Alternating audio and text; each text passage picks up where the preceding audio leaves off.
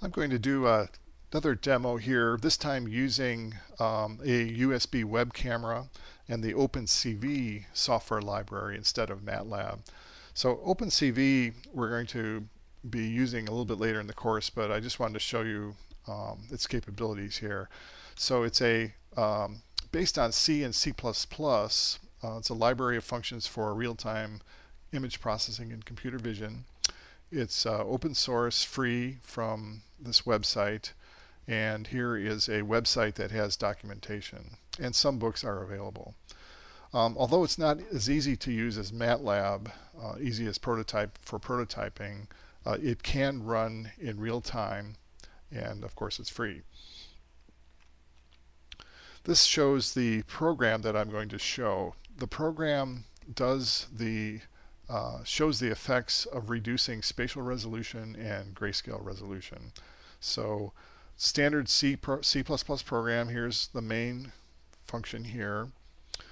You can see that I have to declare images as shown here before I use them. Here is where we open the source of the images. In this case, it's a camera attached to the computer here. This is a little bit of an extra thing that I put in to allow me to adjust the parameters of the algorithm using sliders. Second page basically opens up some windows, creates the track bars, and then goes into an infinite loop where we grab an image, convert it to grayscale, change the number of bits per pixel, and the way we do that is by taking the bits per pixel, raising it to the 2 to that power. So that gives us a number from 0 to 256. Divide by 256, so now we get a number from 0 to 1. Then we scale the input image to another image using that scale factor.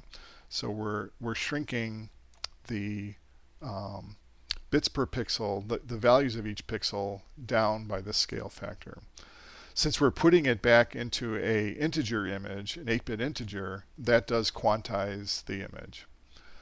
Then just to visualize that easily, we scale it back up to the original, but of course we've lost the precision from the first level here. So effectively, we've reduced the number of bits per pixel to whatever we have here. And then we show that image using IMShow. The last part changes the image size. So we use a resize function that reduces the size of the image. We're going to use nearest neighbor interpolation, and then re-expands the image back to the original size. So I'll go ahead and run that. This is in Visual C++. So here's the program here. We go up to this menu called Start Debugging.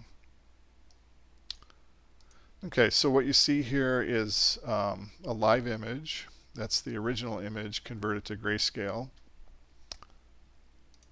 This image shows the spatial resolution of the image, 100% right now. I'm shrinking it down gradually.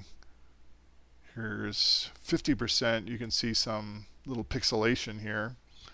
Keep going down and the pixelation gets a lot more noticeable.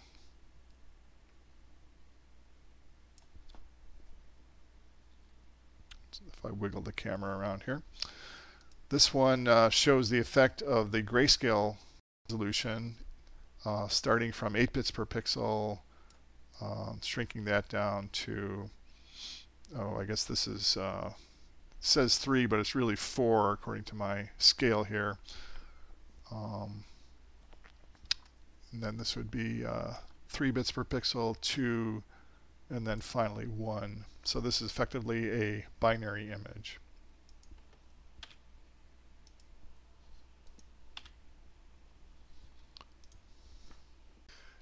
In summary, spatial resolution can be expressed in terms of the number of pixels in the image. That's one way to do it.